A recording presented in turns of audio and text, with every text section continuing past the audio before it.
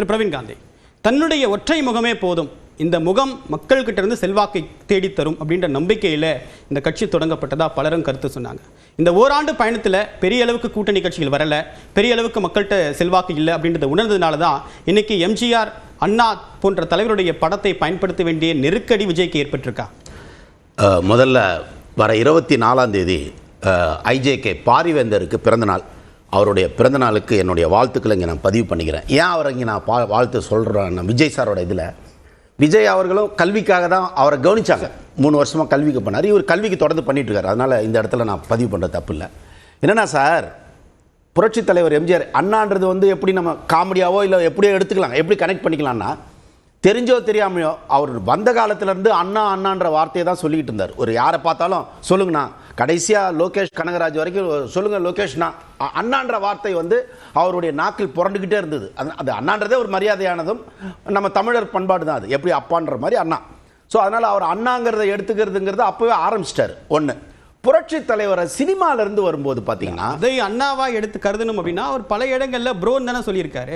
அதுக்கு என்ன பொருள் அது சார்? காலகட்டம் தான் சார் சொன்னார், எக்ஸ் தளத்தில் பதிவு பண்ணுறாருன்னு. எக்ஸில் இருந்த தலைவர்கள் எப்படி பண்ணாங்கன்னா அன்றைய காலகட்டத்துக்கு அதை யூஸ் பண்ணிக்கிட்டாங்க. இன்றைய இளைய தலைமுறைக்கு எக்ஸ் தளத்தில் நீங்கள் உங்கள் கோவத்தை பதிவு பண்ணாலே அது போய் வடகோடி தென்கோடி வரைக்கும் போய் சேர்ந்துருது. அதனால் இல்லை, இன்னைக்கு அண்ணாமலை, பாஜகவுடைய முன்னாள் மாநிலத்தில் அண்ணாமலை பல தருணங்களில் தன்னுடைய வயது குறைவானவர்களையும் அண்ணா அப்படின்னு தான் கூப்பிடுறாரு. அதுக்கு இந்த அண்ணா பேரறிஞர் அண்ணா அண்ணா அப்படின்னு பொருள்படும். இல்லை, 2 பேரும் அரசியல்வாதிகள் தானே. இன்னைக்கு அண்ணாமலையும் அண்ணா தானே கிட்டத்தட்ட அரசியல்வாதியாக தானே இருக்காரு. நான் அது கனெக்டிவிட்டியை சொல்கிறேன். நான் அதனால் அது தகுதி வந்துச்சுன்னு சொல்ல வரல. அவர் வாயில் அது ரொம்ப நாளாக புழங்கிக்கிட்டு இருந்த வார்த்தைன்னு சொல்ல வரேன். இப்போ புரட்சி தலைவர் எம்ஜிஆரை எடுத்துக்கிட்டோம்னா சார், ஒரு கலைஞர் அவர்களை எதிர்க்கக்கூடிய சக்தி அன்னைக்கு புரட்சி தலைவர் எம்ஜிஆருக்கு இருந்தது. ஏன்னா அந்த கட்சிக்குள்ளேயே இருந்து ஒரு மக்கள்கிட்ட பெரிய செல்வாக்கு வாங்கிட்டு வந்தார். இப்போ மாபெரும் மக்கள் சக்தி கொண்ட ஒரு எம்ஜி ராமச்சந்திரன் என்ற ஒரு புரட்சி தலைவர் கலைஞரை வாஷ் அவுட் பண்ற ஒரே சக்தி அவர்கிட்ட தான் இருந்தது. வரும்போது 2 சீட்டு தான் வந்தாங்க 77ல். அப்படி ஒரு வல்லமை கொண்ட ஒருத்தரை நான் ஏன் எடுத்துக்கிறேன், வழி நடத்துறதுக்கு எடுத்துக்கிறேன் அப்படின்னா, இப்போதைக்கு ஒரு கரிஷ்மா எம்ஜிஆர் மாதிரியும், அடுத்ததாக வந்த ஜெயலலிதா மேடம் மாதிரியும், ஈவன் கலைஞர் சார் மாதிரியும் அந்த கரிஷ்மா லீடர் இல்லை. எடப்பாடி பழனிசாமி அவர்களை நாம எதுல ஒத்துக்கிறோம் அப்படின்னா, இன்ன வரைக்கும் கட்டுப்பாடாக எடுத்துட்டு போறாரு கட்சியா.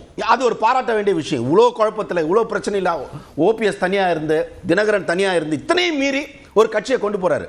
ஆனால் இப்ப இந்த புரட்சி தலைவர் எம்ஜிஆர் வச்சதுலேருந்து நான் என்ன புரிஞ்சுக்கிறேன்னா, அவர் கூட்டணிக்கு தயாராகிவிட்டார். ஏடிஎம்கேவோட கூட்டணிக்கு தயாராகிவிட்டார். ஏடிஎம்கே அடுத்து பிஜேபியோட டிராவல் பண்ண போது, ஐஜேகேவோட டிராவல் பண்ண போது. அதில் விஜய் அவர்கள் சேர்ந்துட்டார்னா மிக பிரமாதமான எதிர்காலம் திரு விஜய்க்கு உண்டு. அதை அவருக்கு யாரோ சொல்லியிருக்கலாம், இல்லை அவருடைய இதயமே சொல்லியிருக்கலாம். இதயக்கனி புரட்சி தலைவர் எம்ஜிஆரை ஃபாலோ பண்றவருக்கோட இதயத்துல ஒன்று சொல்லியிருக்கு, ஒரு நல்ல கூட்டணியை. எம்ஜிஆருடைய படத்தை பயன்படுத்தினால அதிமுகவோட கூட்டணி சேர தயார் அப்படின்னா, அண்ணாவுடைய புகைப்படத்தை வச்சதுனால திமுகவோட கூட்டணி சேர தயார் எடுத்துக்கலாம். இல்ல, அண்ணா திமுக டைரக்டா வந்தது புரட்சி தலைவர் எம்ஜிஆர் தான். அண்ணாவால் தொடங்கப்பட்ட கட்சி திமுக, எம்ஜிஆரால் நிறுவப்பட்ட கட்சி அதிமுக. 2 பேருக்கும் 2 கட்சிகள் இருக்கு. இதுல எதற்கு முன்னுரிமை கொடுப்பார்? திராவிட கட்சின்ற 67ல் ஜெயிச்சதுக்கு சார், புரட்சி தலைவர் எம்ஜிஆரை சுட்டு கொண்டு அந்த போட்டோ பெரிய அளவுல அந்த நேரத்துக்கு யூஸ் ஆச்சு. அண்ணா சொல்லியே சொன்னார், இல்ல சுடப்பட்டார். அதுதான் சுடப்பட்டாரு, குண்டடியோட இருந்தார் இல்லையா. அந்த போட்டோ அப்போதைய தேர்தலுக்கு மிக பெருசாச்சு. அண்ணாவே அதை யூஸ் பண்ண சொன்னார், இது போதும் தம்பி நாங்க வெல்வதற்கு அப்படின்னு சொன்னார். அப்போ ஒரு நடிகன் என்பவன்ங்கிற அடிப்படை தகுதி இருக்கு பாத்தீங்களா, மக்கள் கிட்ட போய் ரீச் ஆகிறதுக்கு ரொம்ப நல்ல விஷயம். அது மாதிரி இன்றைய காலகட்டத்தில் ஒரு விஜய் அவர்கள் ஒரு நடிப்புல ஒரு சூப்பர் ஸ்டார்ன்றது ரஜினிகாந்துக்கு ஈக்குவலா வரதே பெரிய விஷயம். 50 வருஷ ஆதிக்கம் ரஜினிகாந்த்ன்றது, அந்த ஆதிக்கத்தை அப்படியே இளைஞர்கள் கூட்டத்தை தான் பக்கம் திருப்புறதுன்றது ஒரு பெரிய விஷயம். அதை திரு விஜய் பண்ணியிருக்காரு. இப்ப அரசியலிலும் அதை செய்வார், நிச்சயமா நல்ல ஓட்டு வாங்குவார். ஆனா வெற்றி பெறுவாரா அப்படின்னா கூட்டணியை சரியாக அமைக்க வேண்டும். அதை அவருக்கு யாரோ சொல்லிட்டாங்க. நிச்சயமா வலுவான கூட்டணி, அதுவும் அதிமுகவோட திரு எடப்பாடி பழனிசாமியோட அது பிஜேபி சேர்ந்ததுன்னா ஒரு வலுவான கூட்டணி, திமுகவுக்கு சரியான நெருக்கடியை அவர் விஜய் தருவார் என்பது இந்த காயின் மூலம் எனக்கு நல்லா பளிச்சுன்னு தெரியுது. வரங்க திரு அப்பாஸ், அதிமுக கூட கூட்டணி சேர்வதற்கு இந்த சமிக்கை அப்படின்றாரு, உங்களுடைய கருத்து? இதை நம்ம ஏற்க முடியாது. நீங்களே அதை சிறப்பாக சொன்னீங்க. ஏன்னா அண்ணாவை அவர் ஏற்றுக்கொள்வதால் அவர் திமுகவை எப்படி ஏற்றுக்கொள்ள மாட்டாரா? அப்படித்தான் அது. தன்னை எம்ஜிஆராக கருதி கொள்கிறார் விஜய், அப்படி வேணா சொல்லலாம். எம்ஜிஆரை ஒரு ரோல் மாடலாக முன்மாதிரியாக அவர் கருதி கொண்டு அரசியல் செய்ய வருகிறார். அவர் கொள்கை எதிரி பாஜக என்று அறிவித்ததற்கு பின்பு பாஜக கூட்டணியில் இருக்கிற அதிமுகவோடு விஜய் எப்படி வருவார்? இதுக்கு எந்த விதமான முகாந்திரமுமே இல்லை. அப்புறம் மற்ற கட்சிகளுக்கும் விஜய் கட்சிக்குமான மிக முக்கியமான வேறுபாடு என்னன்னா, மற்ற கட்சிகளுக்கெல்லாம் எத்தனை சதவீத வாக்கு வங்கி இருக்கிறது என்பது நிரூபிக்கப்பட்ட ஒன்று. இது யூகங்களின் அடிப்படையில் இத்தனை சதவீதம் இருக்கலாம்னு ஆளாளுக்கு ஒரு கருத்து சொல்றாங்களே தவிர நிரூபிக்கப்பட்ட வெற்றி என்பது அவருக்கு இதுவரைக்கும் இல்லை.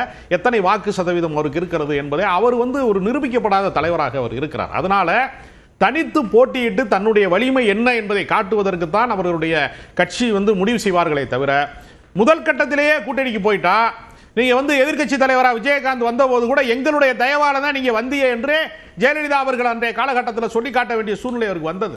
அதனால தனித்த வெற்றி, தனித்து தனக்கு என்ன சதவீதம் இருக்கிறது என்பதை நிரூபிக்காத பட்சத்தில் இன்னொருத்தர் தயவுல தான் அவர் இப்ப நீங்க போய் அதிமுகவோட கூட்டணி சேர்றான்னு ஒரு பேச்சுக்கு இவருடைய கற்பனைக்காக சொல்றேன், இவருடைய யூகத்துக்காக சொல்றேன். அப்படி போனார்னா எடப்பாடி பழனிசாமி தான் அங்கு முதலமைச்சர் வேட்பாளராக இருக்க முடியும். இப்ப எடப்பாடிக்கு வாக்களியுங்கள் என்று அவர் பிரச்சாரம் செய்ய முடியுமே தவிர தன்னை முதல்வர் வேட்பாளராக முன்னிறுத்திக் கொள்வதற்கான சாத்தியம் அவருக்கு இல்ல. பாஜகவை கொள்கை எதிரி என்று சொல்லிவிட்டு அந்த பக்கம் பாஞ்சார்னா அவர் மீதான நம்பகத்தன்மை என்பது இல்லாமல் போயிடும். அதனால விஜய் அப்படிப்பட்ட அரசியல் தவறுகளை ஒருபோதும் செய்ய மாட்டார். தமிழ்நாட்டை பொறுத்த வரையில திமுக கூட்டணி வலிமையாக இருக்கிறது. அதிமுகவுக்கு ஒரு போதிய வலிமை குன்றி இருக்கிறது. இப்போ ஏன்னா அந்த கட்சி உடைந்ததுனால ஓபிஎஸ் போன்றவர்கள், டிடிவி போன்றவர்கள் எல்லாம் தனித்து சில ஒரு வெற்றி வாய்ப்பை பாதிக்கக்கூடிய இடத்துல அவங்க எல்லாம் இருக்கிறதுனால அதிமுக பலவீனப்பட்டிருக்கிறது. தமிழ்நாட்டிலே இரண்டாவது பெரிய சக்தியாக திமுகவிற்கு இணையான ஒரு அரசியல் கட்சியாக இருந்த அதிமுக வாக்கு வங்கியின் அடிப்படையில் அப்படின்னு சொன்னாலும் பிரதான எதிர்க்கட்சி நீங்க அதிமுக தான். அவங்களுடைய தொண்டர்கள் பார்வையில் மீண்டும் ஆட்சியை பிடிக்கக்கூடிய வல்லமை எங்களுக்கு இருக்கு. இன்னைக்கு தமிழ்நாட்டில் அவங்க தலைமையில் தான் தேசிய ஜனநாயக கூட்டணி. அப்படி இருக்கும்போது விஜய் இதுவரைக்கும் எலெக்ஷன்ல கண்டெஸ்ட் பண்ணி தன்னை ப்ரூஃப் பண்ணாத ஒரு கட்சியுடைய தலைவர் எப்படி அதிமுக குறைச்சு மதிப்பிட முடியும்? இல்ல, அதிமுகவை நான் குறைத்து மதிப்பிடல. நான் விஜயினுடைய கட்சிக்கு போதிய கட்டமைப்பு இன்னும் உருவாகி விட்டதா என்று சொல்ல முடியல. பூரா ஆன்லைன்ல தான் உறுப்பினர் சேர்க்கிறாங்க. அவங்க ஆன்லைன் உறுப்பினரை நம்ம மக்களோட அறிமுகமானவராக நம்ம கருதி கொள்ள முடியாது. ஏன்னா இதுக்கு முன்னாடி கூட ஒரு அரசியல் கட்சி எங்களுக்கு மிஸ்டு கால் கொடுங்க, நாங்கள் உங்களை உறுப்பினராக சேர்க்கிறோம் கூட சொன்னாங்க. அதனால அந்த கட்சி வளர்ந்ததாக கருத முடியாது. அப்ப கட்டமைப்பு இருக்கக்கூடிய அதிமுகவோடு தாவேகாவை ஒப்பிட முடியாது. இல்லை, என்னுடைய நேரடியான கேள்வி, கடந்த முறை அதிகாரத்தில் பங்கு அப்படின்னு சொல்லி ஒரு கவர்ச்சிகரமான ஆஃபரை கொடுத்தா ஒரு விமர்சனம் வந்துச்சு. ஒரு வருஷம் இன்னைக்கு 2வது மாநில மாநாடு நடைபெற இருக்கு. எந்த விதமான கட்சிகளையும் முன்வரல. இன்னைக்கு வேற வழி இல்லாம அண்ணாவையும் எம்ஜிஆரையும் தன்னுடைய பக்கம் வச்சுக்க பார்க்கிறாரு. இன்னொரு பக்கம் இவங்களை முன்னெடுத்தது மூலமா ஜெயலலிதாவும் கருணாநிதியும் தவறானவர்கள் அப்படின்ற ஒரு தோற்றத்தை ஏற்படுத்த பார்க்கிறாரா விஜய்? இல்ல, அது நெடுங்கால மக்கள் நம்பிக்கையோடு ஜெயலலிதா அவர்களையோ கலைஞர் கருணாநிதி அவர்களையோ மிகுந்த நம்பிக்கையோடு அணுகி இருக்கிறாங்க. அந்த இமேஜை விஜய் வந்தெல்லாம் காலி பண்ண முடியாது. அவர்கள் மறைந்த தலைவர்கள் ஆயிட்டாங்க, வாழ்ந்த வரலாறாக மாறிட்டாங்க. அதையெல்லாம் இவர் உடைக்க முடியாது. வாழுகிற தலைவர்கள் குறித்து தான் அவர் விமர்சனம் செய்ய முடியுமே தவிர மறைந்த தலைவர்களுடைய இமேஜ் எல்லாம் அவர் காலி பண்ணவே முடியாது. அவர் ஏன் ஆட்சியில் பங்கு அதிகாரத்தில் பங்குன்னு சொன்ன பின்னாடியே ஒருத்தர் அந்த பக்கம் போகலைன்னா, நீ முதல்ல ஆட்சிக்கு வாப்பா, நீ முதல்ல அதிகாரத்துக்கு வாங்க, நீங்க அதிகாரத்துக்கு வந்த இலை, அதாவது விருந்து பரிமாறுகிற இடத்துல எனக்கு ஒரு இலை போடுங்கன்னு சொல்லலாம். விருந்தே நடக்கலையே, அதிகாரத்துக்கே வரலையே, ஆட்சிக்கே வரலையே, அவரை எப்படி நம்ம நம்ப முடியும்? ஏற்கனவே அதிகாரத்தில் இருக்கிற திமுகவோ, ஏற்கனவே அதிகாரத்தில் இன்றைக்கு இருக்கக்கூடிய திமுகவோ, ஏற்கனவே இருந்த அதிமுகவோ அதிகாரத்தில் பங்கு ஆட்சியில் பங்குன்னு சொல்ல மாட்டாங்க. ஏன்னா அவர்கள் அதை விரும்ப மாட்டாங்க.